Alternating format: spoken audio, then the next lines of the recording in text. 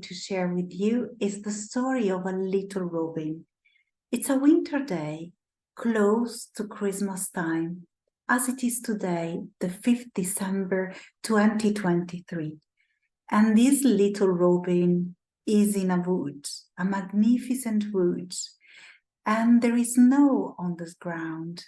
And the little robin is hopping on the snow, happy that winter has finally come.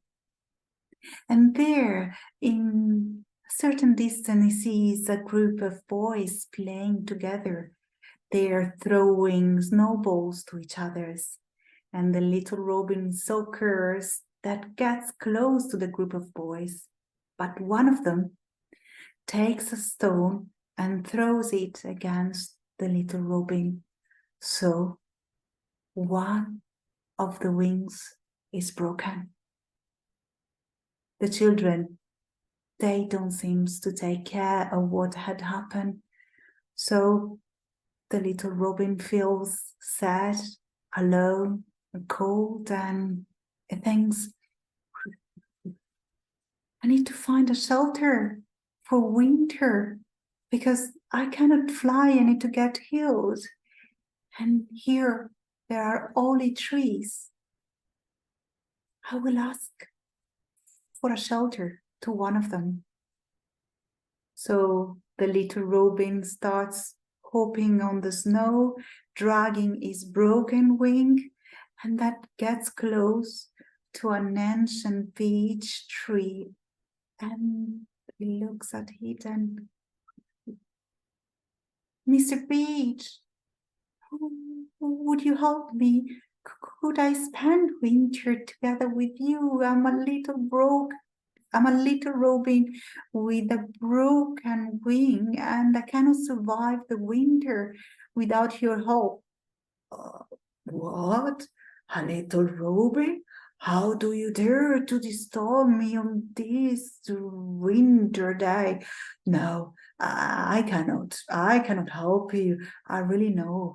You little birds, you eat seeds all day long, and while you eat, you also sings, and you disturbs all trees as I am. Get away. So does the little robin. Again, he hops on the snow. He drags his broken wing until he gets close to another magnificent tree. This time, it's an oak tree. And again, Mr. Oak, this is a little robin with a broken wing.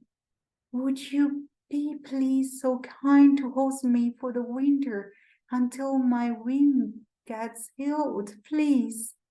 Oh, no, not at all. I can't. And then really, you little birds, you sings all day long. No, get away. So does the little robin.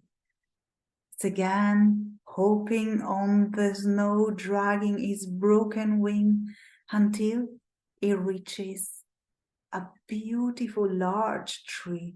And there, at the foot of the larch, the little robin looks at this magnificent tree and, Mr. Larch, this is a little robin with a broken wing. I've been asking for help to other trees, but I would need to spend the winter here among your branches and leaves, so I can be healed and I can fly again with my wing. Would you? Stop. I don't want to listen to you anymore. No, you can't spend the winter here, staying on my branches, singing all day long. No, get away. So the little robin does, and again, he finds himself colder and colder, hopping on the snow, dragging his broken wing until he gets close to an old ash tree. And when he's there, he looks with some kind of hope in his heart to this beautiful old tree and, Mr. Harsh, This is a little robin with a broken wing. I would like please to ask whether I could spend the winter with you until my wing gets healed. Stop. I don't want to listen to you anymore. No, no, no, no, no, no. You will be eating my seeds and then singing. No, get away. So does the little robin. And again is on the snow, colder and colder. And finally, he sees a little spruce not far away from there. So he jumps on the snows and he gets close to the little spruce. And Miss Spruce, I would need to ask you for a favor. Yes? Tell me, I'm listening to you if I can help. Well, one of my wings is broken and I need to spend the winter in a shelter. And I thought that maybe I could spend it on one of your branches among your needles. And in exchange, I could sing for you my songs. I've been trying to ask for help to the other trees here around you, but it seems they don't like me. Oh, sure, sure. It's my pleasure, of course. You can spend the winter with me and hopefully your wing will be healed very soon. So the spruce lowers one of her branches and the little robin hops on it. What the spruce and the robin do not know is that among the spruce needles there is a woodland fairy. She has listened to the story of the robin. And, what a story! How come the trees of this beautiful wood didn't want to host this little robin with a broken wing? I will find a way to punish all of them. And while she was thinking this, she has already started flying away towards the heart of the forest. And there she meets one of her best friends, who is the wind of the north. And the fairy tells to the wind of the north the story of the little robin and the spruce. Oh, how is that possible that the trees of the wood didn't want to help a little robin with a broken wing? I will punish them, don't worry, says the wind of the north to the fairy.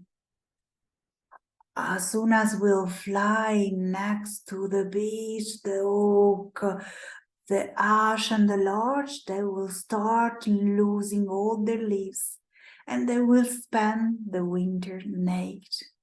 While when I'm next to the little spruce, yeah, she will keep all her needles and she will be beautiful and green all year long.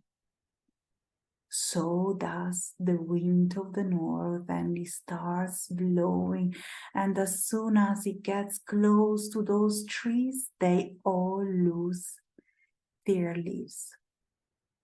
The spruce instead keeps her beautiful green needles, and she will be green and beautiful all year long. And what happened to the robin? Well, the robin spent the winter among the warm needles of the spruce, and when he springs, he flies away to find a mate. And he finds her, and they nest together, and they have little birds together. But when it's winter again, the little robin goes back to the spruce, and he sits on the top of her, and he starts singing and whistling for her, and she's so happy to listen to the robin's songs. This is why in many countries and in many families, when they celebrate Christmas, they put a little robin on the top of their Christmas tree. So this is the story of the little robin and the Christmas tree. I thank you very much for listening to him. Thank you a lot, Simona Stambazzi, who created this opportunity through a storytelling advent calendar.